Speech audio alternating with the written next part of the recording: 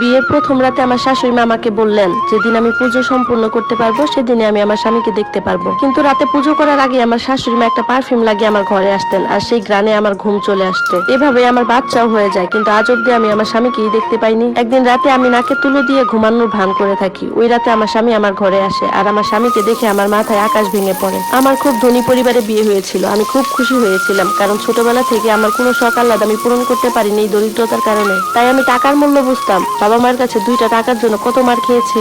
যখন আমার একটা বড়লোক পরিবারে বিয়ে হয়, তখন আমি আর কিছু জিজ্ঞাসা করি নাই যে কার সাথে আমার বিয়েটা হচ্ছে। আমি শুধু এটাই ভেবেছিলাম যে আমি এই দরিদ্রতা থেকে বেরিয়ে বড় একটা রাজপ্রাসাদে গিয়ে থাকতে পারবো। আমার বিয়ের দিন তো আমি ভাবতেই পারি নাই যে এত দামি দামি পোশাক পরা লোকজনগুলো আমার শ্বশুর বাড়ির। তাদের চেহারায় একটা উজ্জ্বলতা ছিল। আমাদের ঘর তো গরিবের ঘর। বিয়ের প্রথম যেদিন আমার শ্বশুর বাড়িতে গেলাম, সেদিন আমার স্বামীকে দেখার খুব ইচ্ছা ছিল, কারণ আমার বাবা মা তার ছবিটা পর্যন্ত আমাকে দেখায়নি। তারা বলেছিল যে তুই একটা ভালো মেয়ে, আর ভালো মেয়েরা বিয়ের আগে তার স্বামীকে দেখার জন্য জেদ করে না। আমি মনে করি এই ব্যাপারটা জানার সব মেয়েরই অধিকার আছে, কিন্তু আমার বাবা মা সেই অধিকারটা আমাকে দেয়নি। শ্বশুর বাড়িতে আমাকে আমার স্বামীর বদলে আমার শাশুড়ি স্বাগতম জানায়, আর আমার স্বামীর ঘরে রাখা বাদ দিয়ে আমার শাশুড়ি ঘরে আমাকে রাখে। আমি ভাবলাম হয়তো বিয়ের কোনো নিয়ম কানুন বাকি আছে, সেগুলোর জন্য আমাকে এই ঘরে রাখা হয়েছে। এরপর অনেকগুলো মহিলা এসে নিয়ম কানুন শেষ করে। তখন আমার স্বামীর মুখটা ঢাকা ছিল, আমি তাকে দেখতে পারিনি। সবাই ঘর থেকে বেরিয়ে যাওয়ার পর আমি ভাবলাম যে আমার শাশুড়ি মা হয়তো এখন আমাকে আমার স্বামীর ঘরে নিয়ে যাবে, কিন্তু এমনটা হয় না। তিনি আমার ঘরের দরজাটা বাইরে থেকে বন্ধ করে চলে যান। আমি তার অপেক্ষায় রইলাম, কিন্তু আধা ঘন্টা হয়ে গেল, তিনি আসলেন না।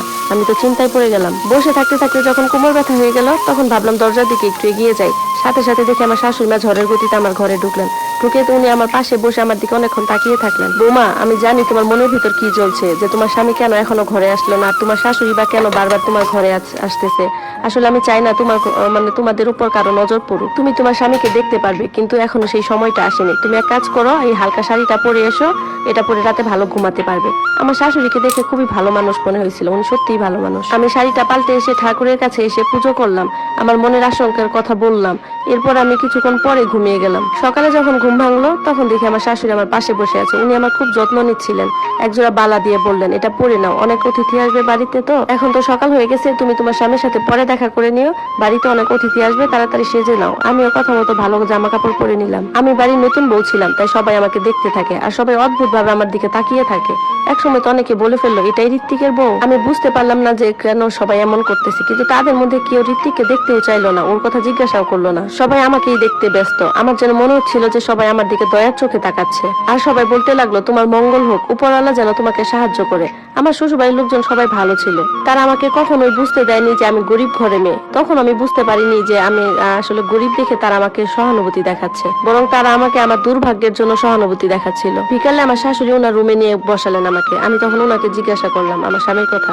উনি বলল, বৌমা, ওর সাথে দেখা করতে হলে তোমাকে একটা কঠিন পরীক্ষা দিতে হবে, আর আমাদের বাড়ি মেয়েরা তো বিয়ের পর পর স্বামীকে দেখার জন্য এরকম পাগল হয়ে যায় না। আমি তখন বললাম, আমার স্বামী যদি আমার সাথে দেখাই না করতে চায়, তাহলে উনি আমাকে বিয়ে করছেন কেন? আমার শাশুড়ির চিন্তা ভাবনা গুলা ছিল সেকেলে। আমি ভাবলাম যে উনি আর কতদিনে আমাকে আমার স্বামীর থেকে দূরে রাখতে পারবে। ছেলেদের বিয়ের পর তো ছেলেরা তার বউয়ের সাথে কথা বলার জন্য উতলা হয়ে থাকে, তাই ভাবলাম হয়তো আমার শাশুড়ি আর বেশি দিন এইভাবে আটকায় রাখতে পারবে না। এই ভেবে আমি চুপ হয়ে গেলাম, কিন্তু আমার স্বামীর দিক থেকে কোনো উদ্বেগই দেখতে পেলাম না। কিন্তু আমার স্বামীকে দেখার জন্য মনটা খুব ছটফট করছে। রাতের বেলা যখন শাশুড়ি আমার রুমে আসলো, তখন আমি বললাম, আজকেও কি আমি আপনার সাথেই শুভ? তখন আমার শাশুড়ি বলল, আচ্ছা নির্লজ্জ মেয়ে তো তুমি, তোমার স্বামীকে দেখার এতই তাড়া, তাই না? তাও আবার বিয়ের পর দিনই। আচ্ছা ঠিক আছে, চলো, তোমার সাথে তোমার স্বামী দেখা করবে, কিন্তু একটা পর্দা থাকবে, পর্দার আড়ালে থাকবে দুজনে। 7 দিন অন্তত এইভাবেই চলবে, আর তোমাকে প্রতি সকালে উঠে আরতি করতে হবে, ঘুমাতে যাওয়ার আগেও আরতি দিতে হবে। আমাদের পণ্ডিত মশাই এটাই বলে গেছেন যে বিয়ের 7 দিন পর তোমাকে পুজো করতে হবে, আর এই 7 দিন তুমি তোমার স্বামীকে দেখতে পাবে না। আমি ওনাকে বলি, ঠিক আছে মা, আমি এই নিয়ম পালন করতে প্রস্তুত, আর সেই দিন থেকে এই নিয়ম মানা শুরু করে দেই। এটা দেখে আমার শাশুড়ি মা খুব খুশি হন, আর বলেন, বৌমা, দোয়া করি তুমি অনেক বড় হও, উপরওয়ালা তোমার মঙ্গল করুক। সেদিন আমার শাশুড়ি মা আমাকে বললো, বৌমা, পণ্ডিত মশাই বলেছে দিনে তোমাকে 5 বার পুজো করতে, তুমি যদি 5 বার করে পুজো না করো, তাহলে তোমার স্বামীর সাথে তোমার আর দেখা হবে না। আমি তো হতাশ হয়ে গেলাম। পরদিন থেকে আমি 5 বেলা করে পুজো শুরু করে দিই। 4 বেলা করার পর রাতের বেলা যখন ফাইনাল পুজোটা করব, তখন আমার শাশুড়ি এসে আমাকে একটা সাদা চাদর দিয়ে বললেন, বৌমা, পণ্ডিত মশাই এটা দিয়েছে, এটা পরে তুমি পুজো করবে। আমি শাশুড়ির কথা মতো সেই দুপাট্টাটা পরে পুজো শুরু করলাম। সেই উন্নাটা থেকে একটা কেমন গন্ধ আসতেছিল। যেটা আমার খুব আজব লাগছে। এর কিছুক্ষণ পরে আমি ঝিমোতে শুরু করি, হাত পায়ের বল চলে যায়, আমি কেমন যেন মাটিতে লুটিয়ে পড়ি। এরপর মনে হলো কেউ আমাকে কোলে নিয়ে বিছানায় শুয়ে দিল। এরপর আর কি হয়েছে আমি বলতে পারি না। যখন আমার ঘুম ভাঙলো প্রচুর মাথা ব্যথা করতেছিল, ঘুমটা তখনও পুরো হয়নি, হাত পায়ে জোর পাচ্ছিলাম না, খুব ক্লান্ত লাগছিল। শাশুড়ি মা ঘরে এসে দুধ নিয়ে এসে বললেন যে বৌমা এই দুধটা খেয়ে নাও, তোমাকে অনেক দুর্বল লাগছে, সারা রাত পুজো পাঠ করেছে তো এই জন্য মনে হয় ক্লান্ত হয়ে গেছিল। তখন আমি বললাম না মা, আমি তো পুজো শেষ করতে পারিনি, আমি তো তার আগে ঘুমিয়ে পড়ছিলাম। তখন শাশুড়ি বলতেছে কি করলা বৌমা, তুমি তো আজকেও তাহলে ঋত্বিকের সাথে দেখা করতে পারবে না। উনি বললেন ঠিক আছে বৌমা, এটা কোনো ব্যাপারই না, তুমি আজকে মন প্রাণ দিয়ে পুজোটা শেষ করো, আজকে আমি ঋত্বিকের সাথে তোমার কথা বলাই দিবই। আমি বললাম আমার স্বামীকে আমার সাথে কথা বলতে চায় না।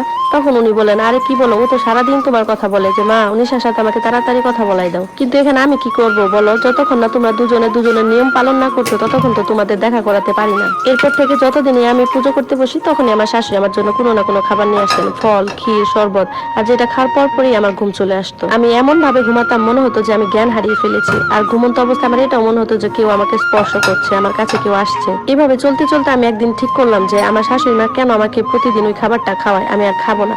তো একদিন যখন পুজো করতে বসলাম তখন তিনি আবার ওই জুসের গ্লাস নিয়ে আসলো। আমি পরে বললাম মা আমি খাবারটা খাবো না, আমি পুজোটা সেরে নিই। আমার তেজ দেখে শাশুড়ি মা বুঝতে পারেন যে আজ আমাকে উনি কিছুতেই কিছু খাওয়াতে পারবে না, এজন্য চালাকি করে আরেকটা চাদর নিয়ে আসে, এনে বলতেছে বৌমা তোমাকে কতদিন বলছি যে পুজো করার সময় তুমি একটা মাথায় চাদর চেপে পুজো করবে, এই নাও এটা তোমার জন্য আমি এনেছি, এটা মাথায় চেপে পুজো করো। সেই চাদরটা যখন আমি মাথায় দিলাম তখন সেটাই হলো যেটা আমি চাইলাম না। আমার ঘুম পাইলো, আমি ঘুমিয়ে গেলাম। পরদিন আমার ঘুমটা ভাঙলো অনেক দেরিতে উঠা আমার অভ্যাস ছিল না, তারপরও দেরি হয়ে গেছে। ওই দিন আমার মনটা ভালো ছিল কারণ আমি বুঝতে পেরে গেছি যে এরপর আমার কি করতে হবে। আমি আমার শাশুড়ি চালাকি থেকে বাঁচার জন্য বিভিন্ন উপায় খুঁজতে লাগলাম। আমি ঠিক করলাম যে এবার আমি উনার পর্দা ফাঁস করেই ছাড়বো। সেদিন রাতে আমি নিজে থেকে ঘুমিয়ে পড়ার প্ল্যান করলাম। প্রতি রাতে আমার শাশুড়ি কিছু না কিছু খাইয়ে আমাকে ঘুম পাড়াতো, কিন্তু সেদিন আমি ঘুম পাড়ার ভান করে থাকলাম যাতে আমার শাশুড়ি আর আজকে কিছু না করতে পারে। এইভাবে আমি থাকার 10 মিনিট পর কেউ আমার ঘরে ঢুকে দরজাটা লাগিয়ে দেয়। তারপর আমি তার পায়ের আওয়াজ পাই, সে আমার দিকে আসছিল। আমার দিকে যখন আসে তখন আমি বুঝতে পারি যে সে একজন পুরুষ মানুষ। সে যখন আমার গায়ে হাত দেয় তখন আমি আর সহ্য করতে পারি না, এজন্য চোখ খুলে উঠে বসে তাকে দেখার পরে তো আমার মাথায় আকাশ ভেঙে পড়লো। আমি তো নিজের চোখকে বিশ্বাস করতে পারছি না যে আমাকে এত বড় ধোঁকা দেওয়া হয়েছে। আমার চোখ দিয়ে পানি গড়িয়ে আসে। আমার বিয়ে নিয়ে আমার কত স্বপ্ন ছিল এক মুহূর্তে সব ভেঙে তছনছ হয়ে গেল। আমি দৌড়ে ওই ঘর থেকে বেরিয়ে আসলাম। আমার শাশুড়ি আমাকে বেরিয়ে যেতে দেখে হা করে থাকে। তাকে আমি বললাম আপনি কেন এই কাজটা আমার সাথে করলেন, আমার জায়গায় যদি আপনার মেয়ে থাকতো তাহলে কি আপনি এই কাজটা করতে পারতেন? শাশুড়ি বলল বৌমা তুমি মন খারাপ করো না, আমি তোমার চেক আপ করিয়েছি, তুমি মা হতে যাচ্ছ। একদিন এক গাইমা এসেছিল বাড়িতে, উনি বলে গেছেন। আমার মাথার উপর আবার আকাশ ভেঙে পড়ে। আমি তো বলি মা আপনি তো বলেছিলেন যে আপনার ছেলের সাথে দেখা করার জন্য আমাকে পরীক্ষা দিতে হবে, সেই পরীক্ষায় পাশ না করা অবধি আমি তার সাথে দেখা করতে পারবো না, তাহলে আমার পেটে বাচ্চা কি করে আসলো? আপনি নিজে জানেন তো আপনি কি বলতে চাচ্ছেন আমাকে? তখন শাশুড়ি বলে বৌমা আমাকে ক্ষমা করে দিও, এখানে আমার করার কিছু ছিল না, আমার নিজের ছেলের সুখের জন্য আমি কাজটা করছি। এটা যদি আমার অন্যায় হয়ে থাকে তাহলে তুমি আমাকে ক্ষমা করে দিও, আমি সিদ্ধান্ত নিয়ে এক মুহূর্ত আর ওই বাড়িতে থাকবো না। তখন আমার শাশুড়ি বলে বৌমা তুমি এই বাড়ি ছেড়ে চলে যেও না, তোমার পেটে আমাদের বংশের সন্তান আছে। কিন্তু আমি আমার শাশুড়ি কোনো কথাই শুনলাম না, সোজা ঘর থেকে জিনিসপত্র নিয়ে বাপের বাড়ি চলে গেলাম। বাপের বাড়ি যাওয়ার পর আমার মা আমাকে দেখে বলে মারে আমাকে তুই ক্ষমা করে দিস, আমরা সবকিছুই জানতাম তোকে বলিনি। তখন আমি বললাম তোমরা আমার সাথে এই কাজটা কিভাবে করলা, তোমরা তো আমার নিজের লোক ছিলা, এই বিশ্বাসঘাতকতা না করলে কি হতো? আমরা মেয়েরা আর মেয়ের বাবা মারা খুব নিরুপায় হয়। তখন আমি বলি তোমরা নিরুপায় ছিল না, তোমাদের লোভ বেড়ে গেছিল, তোমাদের সাথে আমার কথা বলতে ইচ্ছা করছে না, চলে যাও এখান থেকে। সেখানে দেখি দরজার পাশে আমার বড় বোনটাও দাঁড়িয়ে আছে। তখন আমি বললাম তুইও কি তোর শ্বশুর বাড়িতে সুখী নস?